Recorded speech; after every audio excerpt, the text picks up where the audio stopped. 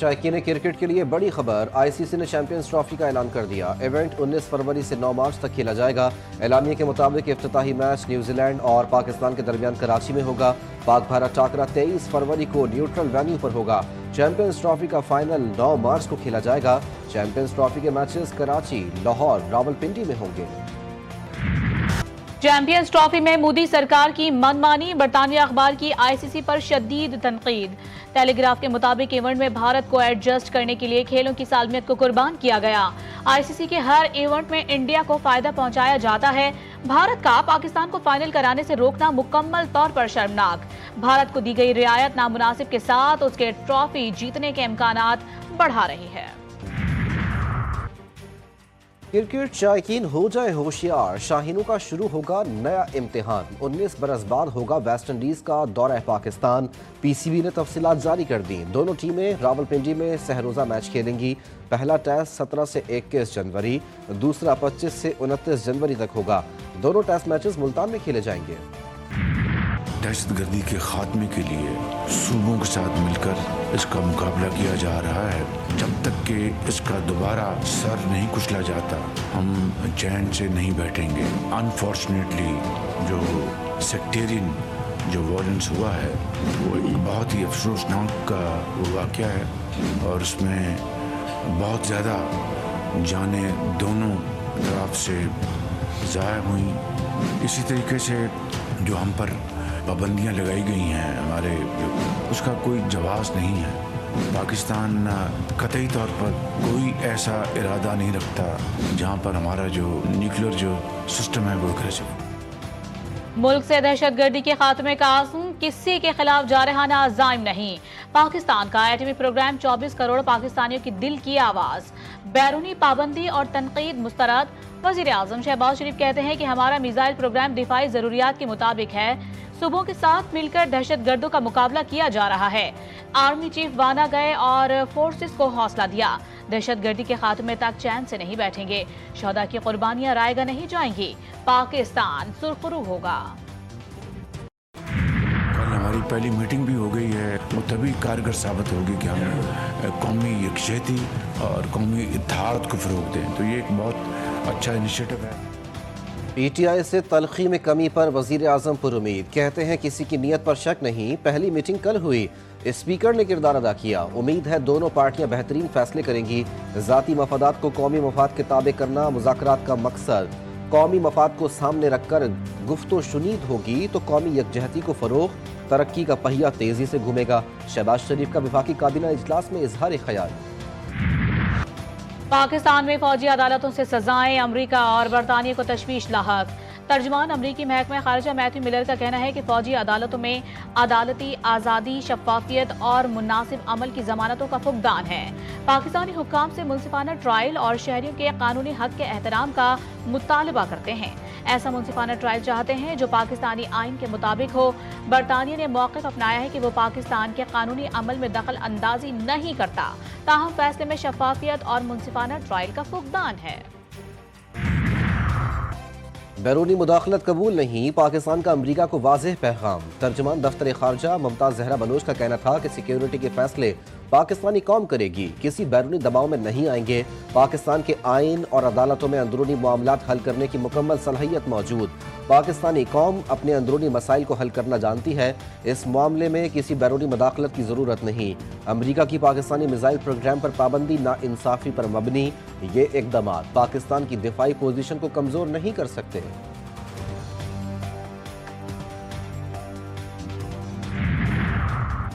G H Q حملہ case کے ایک اور ملزم سابق ایم این اے بلال احمد پر فرد جرم عائد۔ راولپنڈی کی انسداد دہشت گردی عدالت میں سماعت۔ عدالت نے بانی پی ٹی آئی سابق وفاقی وزیر فواد چودھری اور اپوزیشن لیڈر عمر ایوب کی سی سی ٹی وی فوٹیجز فراہم کرنے کی درخواست مسترد کر دی۔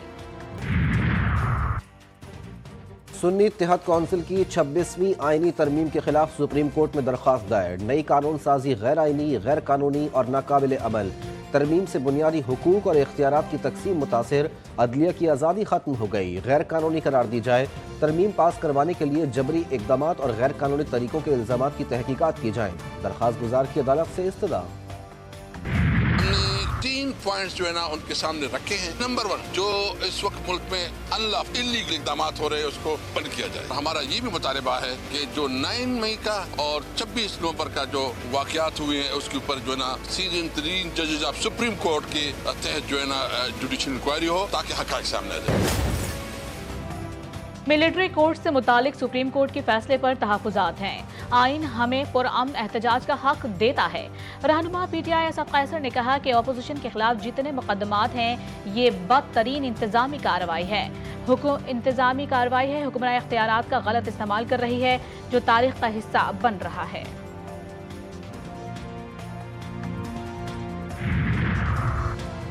पीपी रहनुमा भी बरहम, 9 मई में जिसने जुर्म किए उसे सजा भुगतना होगी। किसी को सजा मिलना ना मिलना पाकिस्तान का अंदरूनी मामला। सीनियर वजीर सिंध शर्जील इनाम मेमन कहते हैं, मुज़ाकरात के आगाज पर पीटीआई को मुबारकबाद पेश करता हूँ। पीपल्स पार्टी पहले दिन से बातचीत की हामी है। सिंध हुकूमत मुख्तलिफ मंसूबों पर काम कर रही है। हर गुजरता लम्हा भारी, पारा चनार में सूरत हाल बदस्तूर कशीदा। विफाक और सूबाई हुकूमतों की बैठक भी रायगा। 74 दिन बाद जिला कुर्रम आफतज़दा करार। पख्तूनख्वा हुकूमत की विफाक से FC तैनाती की दरखास्त। मरकजी सड़क भी ताहाल बंद, लोग खाने पीने को तरसने लगे। अद्वियात की अदम फराहमी ने मरीजों को खतरे में डाल दिया। नौजवानों का बंदिश के खिलाफ धरना जारी।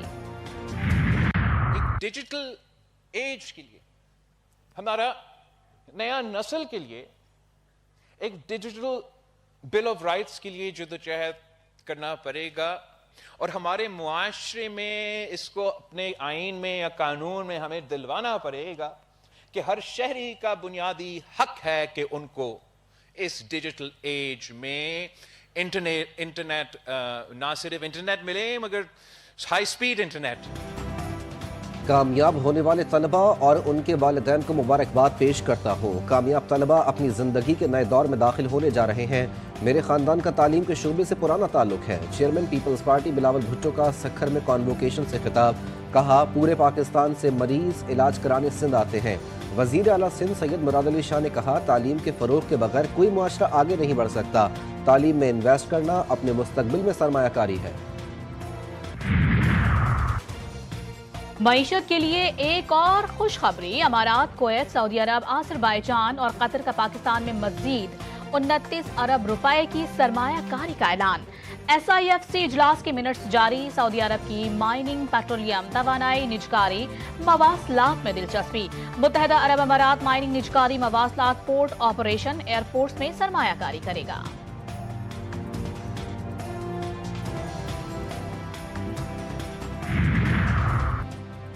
दो 2010 के रूल्स मनसूख। 2024 के पब्लिक जुडिशल कमीशन का एक सेक्रेटेरिएट सुप्रीम कोर्ट बिल्डिंग या चेयरपर्सन के तय करदा किसी और मकाम पर कायम होगा।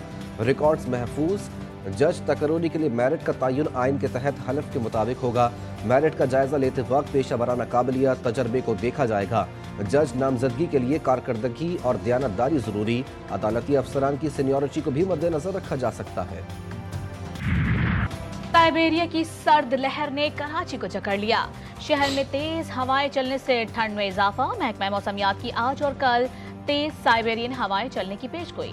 पंजाब भर में आज भी धुंध का जोर। मुख्तलिफ मकामात पर मोटरवेज बंद। शहरी और देही इलाकों में धुंध के बायस हद निगाह इंतहाई कम। बारिश के बाद लाहौर में सर्दी की शिद्दत बरकरार। दर्ज हरारत कम से कम 5 डिग्री सेंटीग्रेड रिकॉर्ड। फ़ज़ाई आलूदगी का खात्मा। इस्लामाबाद और गिरदोनवाह में भी मौसम सर्द और खुश्क। सुबह के औकात में शदीद सर्द रहने का इम्कान। आसमान से गिरते खूबसूरत गाले। बालाई इलाकों का कुदरती हुस्न मजीद निखर गया। एबटाबाद, गलियात और मरी में बर्फबारी। सयाहती मकाम नथिया गली, अयूबिया और छांगला में सफेदी छा गई। मरी में सयाहों का डेरा। आज़ाद कश्मीर का मौसम भी सर्द। पूंछ में पंजूसा झील जम गई। गिलगित बल्तिस्तान में सर्दी का 10 साला रिकॉर्ड टूट गया। लेह 9, स्कर्दू 8, गोपर 7, अस्तोर, गिलगित और कोयटा में -5 रिकॉर्ड। बगरूट, कलाम और कल्लात में -4 डिग्री सेंटीग्रेड। चित्राल, दीर, हुंजा और पारा -3 डिग्री सेंटीग्रेड रिकॉर्ड किया गया। کراچی سمیت مختلف شہروں میں آج مہاجر کلچر ڈے منایا جا رہا ہے۔ گورنر ہاؤس میں رنگا رنگ تقریب، آتش بازی کا مظاہرہ، کارکنوں میں مٹھائیاں تقسیم، کامران ٹسوری کا موٹر سائیکل چلا کر بھرپور جوش و خروش کا اظہار۔ کہتے ہیں مہاجر ثقافت کا پھول لگا کر گلدستہ مزید خوشبودار بنا رہے ہیں۔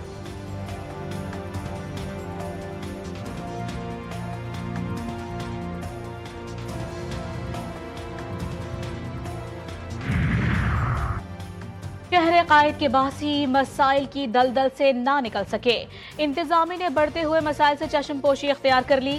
گلشن اقبال بلاک 13 کی خستہ حال سڑک سے گزرنے والوں کی زندگی اجیرن، کھلے مین ہول بھی علاقہ مکینوں کے لیے درد سر بن گئے۔ شہریوں کا سندھ حکومت سے نوٹس لینے کا مطالبہ۔